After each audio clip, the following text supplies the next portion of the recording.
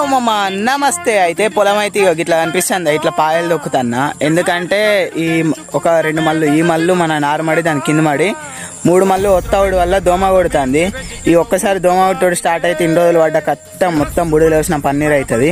అందుకే ఇట్లా పాయలు దొక్కుతున్నా. ఒక్కసారి దోమ కొట్టుడు స్టార్ట్ అయితే పనులు అయితే వీలున్నంత వరకు తొందరగా వేసుకోవాలి. ఇయ్యాల ఎత్తా రేపు ఎత్తా అంటే మీ పొలం మాత్రం గంగల వెళ్తుంది. ఇయ్యాల రేపు అయినట్టే పోతుంది. మాట ఎందుకంటానంటే 3 ఏళ్ళ కింద మేము కూడా గట్లనే అనుకుంటా 3 రోజులలో 3 ఎకరాల పొలం గంగల కలిసింది. అంత స్పీడ్ ఉంటది ఈ దోమ పని అయితే.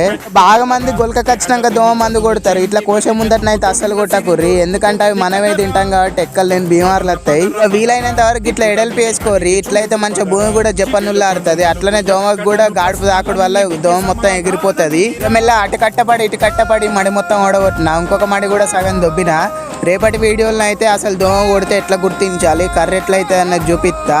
ఇక వీడియోనైతే లైక్ చేసుకొని సబ్స్క్రైబ్ చేసుకో.